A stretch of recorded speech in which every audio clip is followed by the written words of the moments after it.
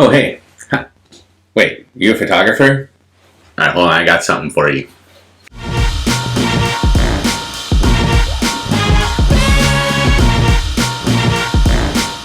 Hey guys, I got 5 reasons why, if you're a photographer, you really need to be shooting stop motion animations. There's no reason you shouldn't be. I've got 5 reasons why you definitely should be. Also, if this is your first time here, please like the video, subscribe. I also stream a lot of my stop motion shoots, photo shoots, and editing over on Twitch. You can check that out here. Come by, say hi, all that fun stuff. Anyways, 5 reasons, 5 reasons you need to be shooting stop motions if you're a photographer. Ready? Number 1, it's photography.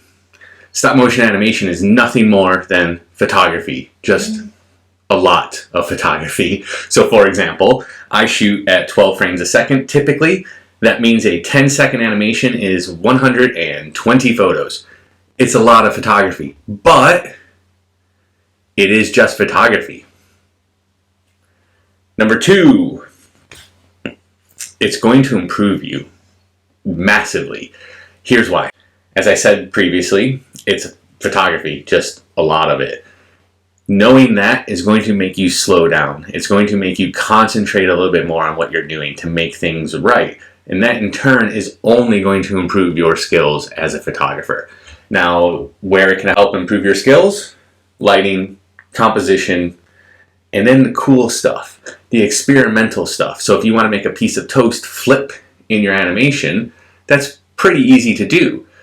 But you probably don't know that. And once you learn that in animation, you can then take those skills and start making really cool photos like this hot dog that I did the other day that I wouldn't have been able to do before I started messing around with stop motion animations. Yes, I probably would have got there eventually, but doing stop motions got me there a lot sooner than I thought it would have. And by the way, it's not something I learned like literally yesterday, but I wouldn't be there without stop motion animation. Number 3,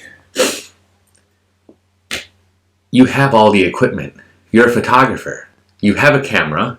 You probably have a tripod. You probably have lights. That's all you really need to do an animation, those 3 things. Now, there are other things you can buy to make your life easier, software being the main thing. For example, this animation, I shot into Lightroom. Now, this is no slight at Lightroom because Lightroom is a pretty good software and it's pretty decent to shoot into tethered, but it's not good for shooting a stop motion into. The main reason is you have no live view with Lightroom. And so when you're trying to shoot an animation, you kind of need to be able to see what you're doing. Shooting this in Lightroom was hard. I'll just say it was hard. It wasn't easy. Since then, I have moved on. I use Dragonframe. There's loads of stop motion software out there for you to use. I use Dragonframe. I'm not affiliated with Dragonframe, but it is what I use. I love it. I think for the price that you pay for Dragonframe, it's cheap. It's well worth the money that you would pay to get Dragonframe. I highly recommend it. I'll have a link down in the description below to Dragonframe. Check it out. There's loads of other stop motion software that you can use, some free, some for phones, some for Mac, some for PC. Find what's right for you. Try them all out. I think they all probably have free trials. I know Dragonframe has a free trial. Give it a go because it will make your life a lot easier. Outside of that though, you definitely have all the equipment you need to get started. You do.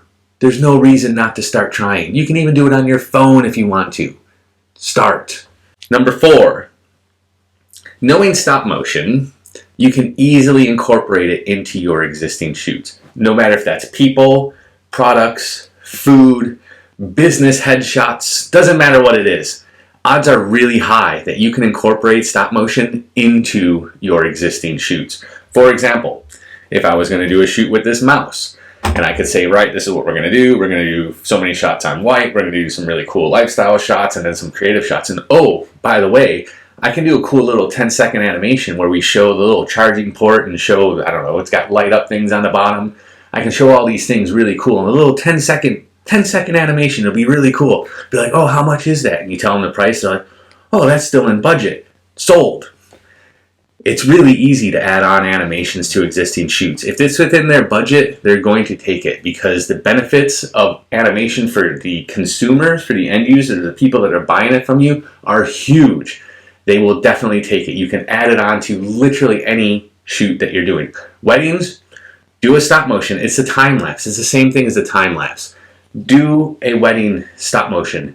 Your brides, grooms, they'll love it. Trust me. And last reason you definitely need to be doing stop motions is it's very popular. Odds are really high that you have seen ads on Facebook, Instagram, TikTok, whatever. You've seen ads involving stop motion for various products, brands, services, whatever. The reason is because people like seeing things that aren't normally animated.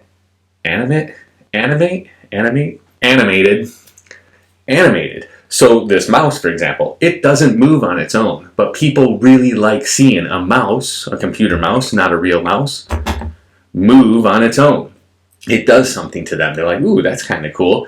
That's why you see lots of stop motions with products that don't normally have life. For example, I did this stop motion. You don't normally see toast moving itself into a toaster and becoming toasted. But when you put it on Instagram, people look at it and are like, whoa, that's kind of cool. And they know that it's not CGI. This is the other thing. Stop motion, you can do things with real objects. And people are going to know it's a real object and not CGI or a 3D animation.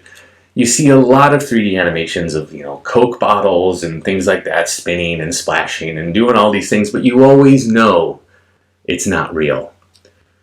You can't fake it with stop motion, and people can always tell that it's a real object, and that makes a huge difference on social media. People love stop motion. It became really popular 3 or 4 years ago. I don't see it going away anytime soon because people really like it, and it's not 3D animation. It's not CGI. It's real, and people know that, and they like it.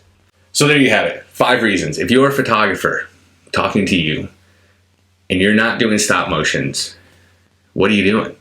Honestly, it doesn't take anything to start experimenting and learning and playing around with stop motions and learning how to do it. My first one, I unfortunately don't have anymore. If I do, I'll stick it here, but I'm pretty sure I don't have it anymore. It was super simple. It was a coffee cup, and I added coffee beans around it that went like this to look like a sun. It was on a yellow background. It wasn't good, but it ignited something in me. It got me wanting to do more. And weirdly, that really rubbish first one I posted on Facebook, and the person that was marketing at another company saw it and was like, hey, could you do one for us? And I was like, yeah, I'm just started doing this, but I can give it a go. And it went really well. And it's led to a lot more work where now stop motion makes up half my business. It's almost mostly what I do now, and I love it.